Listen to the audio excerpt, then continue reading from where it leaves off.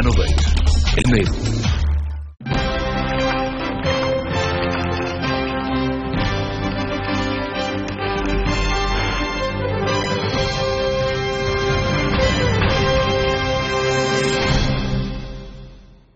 तो बहुत स्वागत है आपका सीएनबीसी आवाज real estate award forum Jaipur में प्रेजेंटेड बाय आरआर काबिल। हम एक बार फिर हाजिर हैं देश के इस बड़े ही खूबसूरत शहर में, जो जितना खूबसूरत है उतना ही खूबसूरत उसका रियल एस्टेट मार्केट भी है। और आज एक ऐसे वक्त में ये बातचीत हम करने जा रहे हैं जब देश में नई नीतियों का ऐलान हुआ है, जिससे उम्मीद की जा रही है कि आगे चलते हुए ये नीतियां देश की housing policy, housing for everyone, सबको घर देने की जो सरकार की योजना है, जो उनका सपना है, उस पर आगे बढ़ेंगे। और घर खरीदारों के लिए एक बहुत बड़ा मौका लेकर ये सारी नई नीतियां आएंगी। और साथ में जो घर बनाते हैं उनके लिए भी अब एक नया दौर शुरू होगा, किस तरीके से अब एक नए फेज में देश की रियल एस्टेट इंडस्ट्री अपना कदम रखती है। और ये सारी बातचीत करने के लिए आज हमारे साथ जयपुर में एक बड़ा ही खास और बड़ा विशाल पैनल मौजूद है। एक एक करके मैं तारुफ कराता हूं। हमारे साथ हैं अनुराग शर्मा, जो शहर के जाने माने डेवलपर हैं, एमडी अलौकिक ग्रुप। साथ में ही आप प्रेसिडेंट हैं राजस्थान क्रेडाई के। विनय जोशी साहब, MD Wish Empire, affordable housing में अच्छा हाथ रखते हैं, काफी इनोवेटिव तरीके से हाउसिंग करते हैं, हमारे साथ है पैनल पर। ज्ञानेंद्र सिंह शेखावत साहब, चेयरमैन आईआईए राजस्थान चैप्टर। हमारे साथ हैं पंकज कपूर साहब, एमडी लाइसेंस फोरास। शहर के मेयर अशोक लाहौटी साहब आज हमारे साथ इस चर्चा में शामिल हो रहे हैं। श्री गोपाल काबरा साहब, एमडी आरआर ग्लोबल, हमारे partner. Pradeep Kumar ji, chief town planner UDH government of Rajasthan. और साथ में है विजय रंजन साहब, चीफ जनरल मैनेजर एसबीआई। आप सभी का बहुत बहुत स्वागत है। तो चर्चा की शुरुआत करते हैं। और चूंकि पूरा का पूरा पॉलिसी मैटर इस बार रियल एस्टेट को फोकस करता हुआ आया, हमने देखा इस बार के बजट में, तो हम सबसे पहले डेवलपर से ही पूछते हैं कि उन्हें अब कितना बदलाव लगता है। अनुराग शर्मा जी, सबसे पहला सवाल आपके पास ही जाता है। जिस तरह के अनाउंसमेंट हुए इस बजट में, चाहे एटीआईबी के अंतर्गत हुआ है, चाहे लोगों को लोन देने के हिसाब से हुआ है, आपको लगता है कि अब तक रियल एस्टेट मार्केट, जो हम सब जानते हैं हकीकत थी कि बहुत अच्छे वक्त से नहीं गुजर रहा था, उसको रिवाइवल का एक बड़ा मौका मिल रहा है? बिल्कुल सही कह रहे हैं आप। और मैं इस बात को ऐसे रिएटरेट करना चाहूंगा कि जिस प्रकार देश में हरित क्रांति हुई, जिस प्रकार देश में श्वेत क्रांति हुई, उसी तरह से आदरणीय प्रधानमंत्री जी ने देश में आवासीय क्रांति की नींव रखी है। हिंदुस्तान का रियल एस्टेट सेगमेंट पूरी जीडीपी में लगभग 13% का कंट्रीब्यूशन करता है और 350 से ज्यादा एंसिलरी यूनिट्स, 350 से ज्यादा एंसिलरी इंडस्ट्रीज को सपोर्ट करता है। तो अगर रियल एस्टेट सेगमेंट चलेगा, रियल एस्टेट सेगमेंट के अंदर बूम आएगा, तो 350 से ज्यादा एंसिलरी इंडस्ट्रीज चलेगी, रोजगार के अवसर बढ़ेंगे। और रियल एस्टेट सेक्टर एकमात्र ऐसा सेक्टर है जो कि कृषि के बाद में सबसे ज्यादा अकुशल श्रमिकों को रोजगार दे रहा है। तो एक बहुत बड़ी सोच के साथ में आदरणीय प्रधानमंत्री जी ने इस बात को कहा, 4.5 करोड़ से ज्यादा जो आवासहीन परिवार हैं उनको आवास मुहैया हो, उनकी सामाजिक सुरक्षा हो और साथ ही साथ देश की जीडीपी के अंदर एक बहुत बड़ा परिवर्तन आए। राजस्थान एक ऐसा प्रदेश है जहां पर बहुत सारा हाउसिंग का हिस्सा प्राइवेट के साथ साथ गवर्नमेंट की तरफ से भी आता है। अगर मैं जयपुर की बात करूं, आज पंकज जी आप ही के साथ आंकड़ों पर चर्चा हो रही थी, 37% जो सप्लाई है वो गवर्नमेंट भी करती है। बिल्कुल। और बड़ी तारीफ काबिल है, क्योंकि किसी और स्टेट में और किसी और शहर में मुझे ये नहीं दिखाई दिया कि अगर आप देखिए जो जीएडीए की सप्लाई है और जितनी भी डेवलपमेंट अथॉरिटी हैं वो एक तरीके से डिफंक्ट रही। डीडीए थोड़ा दिल्ली में करता था, लेकिन वहाँ डेवलपर का मार्केट ही नहीं है, तो केवल उसी की सप्लाई दिखती थी। बट जिस हिसाब से डेवलपर मार्केट के साथ साथ अगर आपने जीडीए ने जो सप्लाई लेके आया है, तो ओवरऑल एक इक्वल बैलेंस बना के रखा है और बड़ा ही अच्छा है। कुछ 37% जो है एक बड़ा कंट्रीब्यूशन माना जाता है। मुझे ये बताया विनय जोशी साहब, थोड़ा बजट पे फिर से फोकस करता हूं कि जो बजट में अनाउंसमेंट आया, और खासतौर पे अगर मैं एटीआईबी को पकड़ूं, 30 स्क्वायर मीटर से 60 स्क्वायर मीटर, पहले जो सारी चीजें चलती थी बिल्टअप एरिया पे, अब वो आ गया कारपेट के ऊपर, और जो बड़ा अच्छा डिसेंट एरिया होता है, लेकिन आपके इस शहर में थोड़े घर बड़े बनते हैं, लेकिन महानगरों में देखा जाए तो डिसेंट एरिया, लेकिन मैं फिर भी अगर इसे पकड़ूं 650 स्क्वायर फीट के आसपास होता है। अब ज्यादा डेवलपर, आप तो करते हैं, लेकिन मैं कह रहा हूं ज्यादा डेवलपर इस अफोर्डेबल हाउसिंग सेगमेंट में उतरने का सोचेंगे और प्रॉफिटेबिलिटी भी यहां पर होगी इस अनाउंसमेंट के बाद। आपका जो सवाल है ये बहुत ही वाजिब है और 30 स्क्वायर मीटर और 60 स्क्वायर मीटर अपने आप में काफी बड़े घर होते हैं अगर उनको सही ढंग से डिजाइन किया जाता है। अफोर्डेबल हाउसिंग के अंदर मार्जिन वाकई कम होता है, लेकिन ये जब बहुत बड़े टर्नओवर का काम होता है तो कम मार्जिन में भी कोई डेवलपर काम करना चाहेगा और उसके लिए एक एडेड एडवांटेज हो गया कि उनको 80 IVA की छूट गवर्नमेंट अपनी तरफ से प्रोत्साहन के रूप में दे रही है और इससे बहुत सारे डेवलपर्स जो हैं जो अभी तक इस चीज से दूर थे वो इधर आकर्षित होंगे और वो बहुत बड़ी मात्रा के अंदर में लोगों को घर की सप्लाई कर पाएंगे। ये एक बात। दूसरी बात जो आपने 30 स्क्वायर मीटर और 60 स्क्वायर मीटर के आपने कारपेट एरिया की बात करी है वो वाकई बड़े होते हैं और अब जबकि रेरा आ जाएगा तो सब लोगों को कारपेट एरिया के हिसाब से ही निर्माण करना होगा और कारपेट एरिया के हिसाब से ही डिलीवर करना होगा। अब सरकार ने अपना काम कर दिया, केंद्र सरकार ने अपना काम कर दिया और जैसे अनुराग जी भी कह रहे थे कि स्टेट सब्जेक्ट होता है और स्टेट के साथ साथ सिटी सब्जेक्ट भी होता है, तो अब इसमें राज्य सरकार, शहर का अपना प्रशासन वो कैसे सहयोग करेगा कि जो केंद्र से नीतियां बनकर आ रही हैं वो जमीन पर उसी तरह से लागू हो और उसका लाभ सब तक पहुंचे? देखिए, डेवलपमेंट का ओवरऑल सब्जेक्ट केंद्र केवल नीति दे सकता है, नीति निर्धारण कर सकता है ओवरऑल कि ये टैक्स होगा, ये छूट होगी, ये पॉलिसीज होगी। स्टेट गवर्नमेंट आपको, हमारे यहाँ पे ऑनरेबल CM साहब वसुंधरा जी ने, उनका डायनामिज्म है कि उन्होंने इसको बहुत पहले ही लेते हुए और उन्होंने स्टेट की मुख्यमंत्री जन आवास योजना, प्रधानमंत्री आवास योजना की तर्ज पर लागू की। सबको हाउसिंग, सबको छत, सबको आसियाना, सबके लिए घर, इसकी कल्पना करके हम चल रहे हैं। तो ये एक बहुत बड़ा आदरणीय प्रधानमंत्री जी और मुख्यमंत्री जी का जो मिशन है, इसको पूरा करने के लिए हम हर समय तैयार हैं। आपकी कोई भी फाइल इन सब चीजों में लगी तो विद इन ए वीक हमने इन सबसे प्रॉमिस भी किया है कि जयपुर में आप इस तरह के कोई भी प्रोजेक्ट लेकर आए, विद इन ए वीक हम इनको करके और इनकी सारी पॉलिसीज क्लियर करके और इनको सारी फैसिलिटीज प्रोवाइड करवाएंगे। काबरा साहब, मुझे ये बताएं, जो क्योंकि मैं विषय से दूर नहीं जाना चाहता, कि जो बजट में अनाउंसमेंट इस बार आए हैं उसमें तमाम एक एक करके हम बात कर लें, चाहे डेवलपर के लिए हैं चाहे घर खरीदार के लिए हैं, कितनी बड़ी अपॉर्चुनिटी लेकर आया है। अभी तक हम सिर्फ दिक्कतें गिनाते थे कि ये दिक्कत है, वो दिक्कत है, क्या ये अब काम करने का वक्त आ गया, एक टर्न अराउंड का वक्त आ गया? मैं ये बार बार इसीलिए इस प्रश्न को दोहरा रहा हूं। देखिए, वास्तव में अब काम करने का समय आ गया। सारे बिल्डर्स को भी मैं हमेशा बोलता हूं कि बिल्डिंग लाइन अब जाके मैच्योर हुई है। हमारे अगर देखा जाए तो वास्तव में 20 साल पहले कितने आर्किटेक्ट थे जयपुर में, कितने बिल्डर थे, तो गिनती में अपनी पूरी हो जाती थी। आज ये जाके मार्केट बड़ा हो गया और हर एक ने अपनी शुरुआत कोई कुछ था उससे रियल एस्टेट में आया। अब लोगों को समझ में आ रहा है कि एक रियल एस्टेट का मेरे को ब्रांड बनाना है, रियल एस्टेट को एक ट्रस्टेड ब्रांड बना के मैं अपना सेल कर सकता हूं या माल बेच सकता हूं। अब ये लगता है कि वास्तव में बात करने का टाइम आया है। लोग कुछ भी कहें, लेकिन मेरी ये गणित है कि रियल एस्टेट में स्क्वायर फीट कंस्ट्रक्शन बढ़ेगा, वो एफोर्डेबल में बढ़े, लग्जरी में बढ़े, कि मेरे साथ बोलते हैं कि सब NRI लोग के हिसाब से बने, लेकिन स्क्वायर फीट में बनेगा। अब ये तरीका आ गया कि रियल एस्टेट डेवलपर को अपने बिजनेस को इंडस्ट्री की तरह चलाना पड़ेगा, स्पेकुलेशन के हिसाब से नहीं। आपकी ग्रीड कम करो, नीड को बढ़ाओ। एक फ्लैट बिका 100 रुपये भाव बढ़ा, एक फ्लैट बिका 100 रुपये भाव बढ़ा। इस पद्धति से बाहर निकल के अगर करेंगे तो वास्तव में कंज्यूमर के लिए भी अच्छा होगा और डेवलपर के लिए भी अच्छा होगा। You need to work on lowest inventory and mass turnover.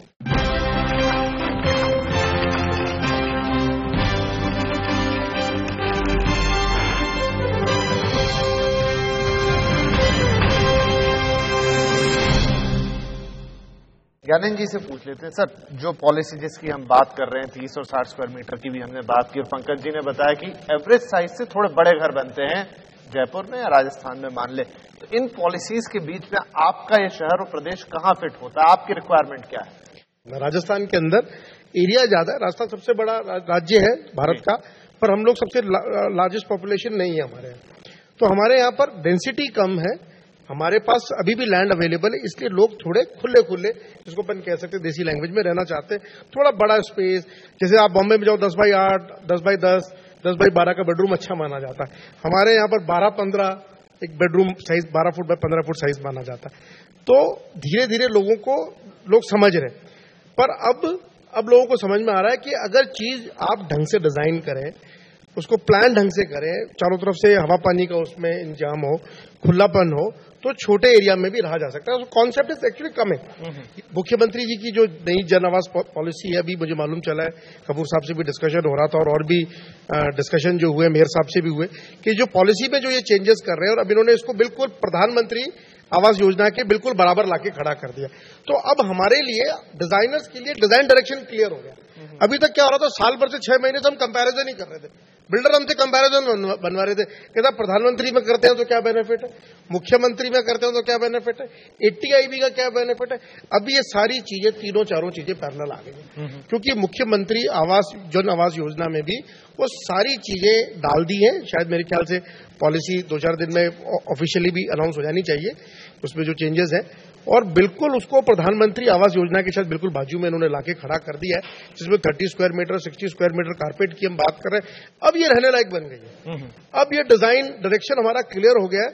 और अब मानेंगे नहीं, मैं कुछ ऐसे प्रोजेक्ट्स कर रहा था जो मिड साइज के कर रहा था, और हमने 1400-1500 से उसको 1000 स्क्वायर फुट लाया, हमने स्क्रैप कर दिए प्रोजेक्ट। अभी ऐसी ये इतना अच्छा एक बाउंसर आया है कि लोगों ने अपने प्रोजेक्ट को स्क्रैप करके, मतलब हमारे लिए काम बढ़ गया, हमारे लिए काम बढ़ गया, हमको हमारे कागज वापस काले पीले करने पड़ रहे हैं, पर हम सोच रहे थे जो प्रोजेक्ट 8 साल चलेगा चलो 4 साल में पूरा हो जाएगा।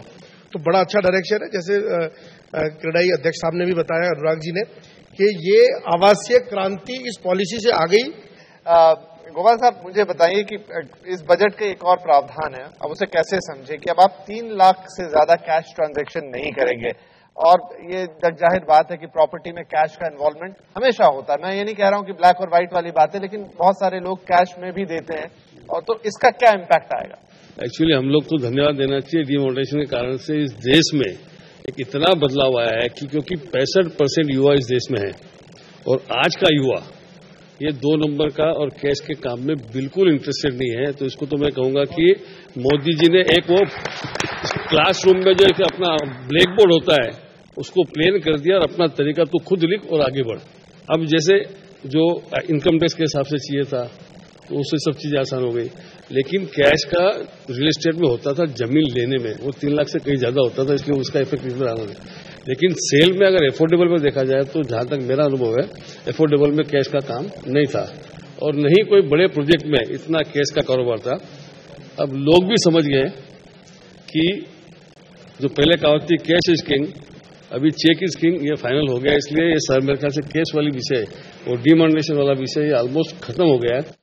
विजय साहब, बहुत सारा पैसा डिमोनेटाइजेशन के बाद आपके पास आया, हम उम्मीद करें कि थोड़े इंटरेस्ट रेट और नीचे जाएंगे, खासतौर पे होम लोन आपने कम किया है, लेकिन कुछ और गुंजाइश है? हमने तो 90 बेसिस पॉइंट रिडक्शन कर दिया MCLR में, और अभी के सिचुएशन के हिसाब से cost of fund basically MCLR decided every month. So ये जो एक फॉर्मूला है उस फॉर्मूला के बेसिस पे डिसाइड होगा। अब कितना पैसा डिमोनेटाइजेशन का बैंकिंग सिस्टम में रह जाता है, कासा में खास करके, और कितना निकल जाता है, उसके बाद ही ये डिसाइड होगा। इसलिए ये कह पाना कि प्राइस घटेगा ही, ये अभी मैं आपको कुछ भी कमिट नहीं कर सकता, लेकिन इसका फायदा हुआ और उसकी वजह से प्राइस गिरा। प्राइस आपको 8.5 में हम अफोर्डेबल हाउसिंग जो स्मॉल सेगमेंट है उनको हम फिनांस कर रहे हैं। आपको याद होगा कि जब 2008 में इकोनॉमिक स्लो डाउन हुआ था, उस समय में स्टेट बैंक एक टीजर रेट लेके आया था, सो कॉल्ड टीजर रेट जो लोग बोल रहे थे, और even regulator has oppose that. जी, RBI ने उसके लिए मना कर दिया। लेकिन उसके बावजूद मैंने जो आपको NPA का परसेंटेज आज बताया, दैट शोज कि when you take a decision of interest rate and have a faith in the system, then you get out of that messy situation। मुझे लगता है कि उस समय के सिचुएशन को हेल्प करते हो, और अभी 8.5 और 8.6 पे आप जनरली होम लोन दे रहे हैं, which is a very good rate. अगर रेट और आपका जो डिमोनेटाइजेशन का लॉन्ग टर्म बेनिफिट मिलने जा रहा है बैंक को, तो रेट मेरे ख्याल से स्टेबल हो जाएगा कुछ पीरियड। चलिए, तो कपूर साहब, स्मार्ट सिटी में भी जयपुर शामिल है, और हम यूं भी देखते हैं कि इंफ्रास्ट्रक्चर इस शहर का बेहतर है, लेकिन कुछ गुंजाइश अभी भी बचती है, उसके लिए क्या प्लानिंग है? मैं सोचता हूं कि अभी जो PMAY के तहत NHB और हटको को नोडल एजेंसी बना के बैंक से टाई अप किया जा रहा है, तो probably banks will welcome this segment to provide financial assistance. Again, that will be win-win situation. Otherwise, developers का जो stock create होगा वो use नहीं हो पाएगा। Secondly, regarding स्मार्ट सिटी में डिफरेंट कंपोनेंट्स हैं और जहां तक इंफ्रास्ट्रक्चर का सवाल है, हर सिटी की हमेशा इंफ्रास्ट्रक्चर में स्कोप है फॉर फर्दर डेवलपमेंट। और जयपुर क्योंकि लैंड अबंडेंट है तो हमने इतना फैला दिया उसको कि इंफ्रास्ट्रक्चर की रिक्वायरमेंट हमेशा रहेगी। और हमारा थ्रस्ट है कि हम जितना एरिया हमने अब जयपुर में इनकॉर्पोरेट किया है रीजन में, वहां पर एटलीस्ट मिनिमम इंफ्रास्ट्रक्चर हो। उसके लिए हमने ये भी प्रोविजन किया है कि जो भी टाउनशिप पॉलिसी या टाउनशिप स्कीम्स या अफोर्डेबल हाउसिंग स्कीम्स जहां भी प्रपोज हो, वहां minimum basic approach road available हो, इलेक्ट्रिसिटी अवेलेबल हो और वाटर अवेलेबल हो, वहीं पर हम सैंक्शन दें, तभी ये सक्सेसफुल होगा। अदरवाइज हाउसिंग स्टॉक बन जाएगा, इंफ्रास्ट्रक्चर नहीं होगा, अगेन वो अनयूज रह जाएगा।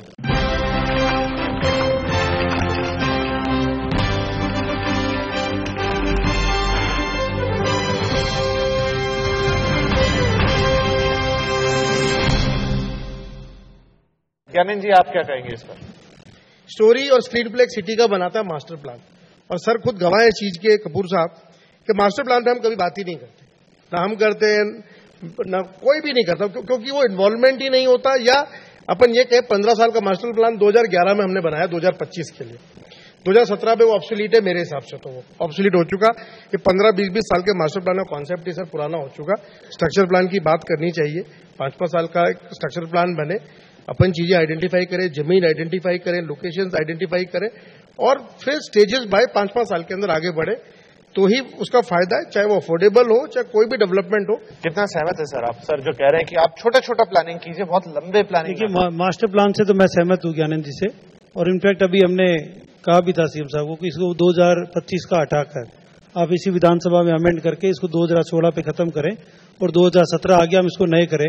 इससे हम कई कोर्ट के जो हमारे केसेस वगैरह चल रहे हैं उससे भी बाहर निकल जाएंगे और एक डेवलपमेंट की तरफ आगे बढ़ेंगे। एक चीज और, जो बार बार हम ईडब्ल्यूएस और एलआईजी की जो बात कर रहे हैं, एक राजस्थान गवर्नमेंट ने एक बहुत बड़ी घोषणा की और सारे शायद बिल्डर्स को पूरे सबको पता हो कि नहीं हो, हाउसिंग फॉर ऑल में सबसे ज्यादा जरूरत उन्हीं लोगों को है जो आप ईडब्ल्यूएस बना रहे हैं। उन लोगों के लिए 2 लाख रुपए प्रति व्यक्ति यदि वो अपना घर बनाना चाहता है या खरीदना चाहता है तो उसको गवर्नमेंट अपफ्रंट सीधा 2 लाख रुपए देगी। यदि कोई भी बिल्डर उसको अपनी उसको बिलिंग कर दे कि ये इसका घर है, इसको इस पॉलिसी इस रेट का घर है, जो भी लेबर मकान खरीदेगी उसको 2 लाख रुपए चेक मिनिमम फॉर्मेलिटीज में हमारी गवर्नमेंट दे रही है और देती रहेगी। तो अनुराग जी, संक्षिप्त में, बहुत लंबा तो नहीं लेकिन संक्षिप्त में जो मेयर साहब ने कहा वो कितना वायबल लग रहा है आपको? उससे कितना चीजें आगे जाएंगी? निश्चित रूप से जो लेबर सेस का भुगतान हम लोग कर रहे हैं उसका बहुत बड़ा फंड गवर्नमेंट के पास जनरेट हो गया है। लेबर वेलफेयर बोर्ड का मैं सदस्य हूं राजस्थान सरकार का, और हमेशा ये विषय रहता है कि लेबर को डायरेक्टली हम किस तरह से बेनिफिट कर सकेंगे, और ये जो पॉलिसी मेयर साहब ने बताई है ये पॉलिसी अप्रूव हो चुकी है और मेरे ख्याल से शुरू कर दिया, और मेरे ख्याल से ये अपने आप के अंदर पूरे देश के अंदर पहली ऐसी पॉलिसी है जिसमें लेबर वेलफेयर बोर्ड के द्वारा जो लेबर सेस का पैसा इकट्ठा किया जा रहा है उसको हाउसिंग से जोड़ा जा रहा है। गोपाल साहब, मैं आपसे अपना पेटेंट आखिरी सवाल पूछूं उससे पहले ये जयपुर के बारे में बात कर रहा हूं। आपने भी चूंकि आज घुमा है शहर, तो आपको लगा कि कहाँ, क्योंकि आप काफी सारे शहर घूमते और हर बार हम उस फोरम पे चर्चा करते हैं, कहाँ पे हम थोड़ा सा इसको इम्प्रूवमेंट की तरफ ले जा सकते हैं? देखिए, जयपुर की जो समस्या सबसे बड़ी है ना, वो रोड पे ट्रैफिक है, और ट्रैफिक से ज्यादा सर बायलॉज की अपन बात करते हैं, हिंदुस्तान में बॉयलर सर 5 साल आगे का देख के भी नहीं बना हुआ है। पूरे इंडिया में पार्किंग के बॉयलर सबसे पुअर है, इसके ऊपर सरकार जागृत नहीं है, आर्किटेक्ट जागृत नहीं है, बिल्डर जागृत नहीं है और लेने वाला कंज्यूमर जागृत नहीं है, क्योंकि उसके फ्रेट के भाव चुका के इतने बढ़ जाते हैं कि बाद में पार्किंग के लिए पैसे कम बच जाते हैं और वो रह जाता है। अरे Jaipur is a most charming place for foreign tourist, और वो यहाँ आके क्या लेके जाता है देख के। अगर देखें तो पिछले साल का अगर आंकड़ा देखें, ये साल पहली बार ऐसा हुआ कि यूएस की टूरिस्ट हाईएस्ट है, पहली बार बांग्लादेश हाईएस्ट हो गया क्योंकि वहां मेडिकल टूरिज्म के हिसाब से, यूके इज 3rd हाईएस्ट। तो वहां से जो लोग आते हैं टूरिज्म में अटकते हैं। और पब्लिक ट्रांसपोर्ट की बात करें तो सर हमें बता दूं कि हमको 2 जनरेशन लगेगी पब्लिक ट्रांसपोर्ट में यूज करने की। काबरा जी, आपसे ये सवाल मैं हर बार पूछता हूं कि क्या घर खरीदने का सही वक्त है? अब इतने सारे परिवर्तन आ गए हैं, इतने सारे पॉलिसी चेंजेस आ गए हैं, क्या घर जो सोच रहा है जिसे खरीदना है उसे खरीद लेना चाहिए? मेरा मानना है कि 2017 सबसे बढ़िया साल है घर खरीदने के लिए। I think so this should be a lowest price. इसके बाद कहीं न कहीं ऊपर ही जाएगा, लेकिन अब नीचे आने की गुंजाइश कम है। तो इट्स राइट टाइम। चलिए, लगता भी है कि घर खरीदने का वक्त आ गया है, क्योंकि अब आपके हिसाब से घर बनेंगे, आपके हिसाब से बैंक में प्रोविजन है, तो ये सारे फैक्टर जो मिलने चाहिए वो मिल रहे हैं। और आज बड़ा अच्छा लगा कि रिस्पॉन्सिबल डेवलपर हैं इस शहर के पास, अच्छे प्लानर्स हैं इस शहर के पास और अच्छे एडमिनिस्ट्रेटर हैं इस शहर के पास। तो यहां पर तो रियल एस्टेट में एक बड़ा बदलाव हम आने वाले वक्त में जरूर देखेंगे। तो इसी उम्मीद के साथ आप सभी का इस पैनल में शामिल होने के लिए मैं बहुत धन्यवाद करता हूं, और आप सबका भी बहुत धन्यवाद कि इतने धैर्यपूर्वक आपने इस पूरी बातचीत को सुना। नमस्कार।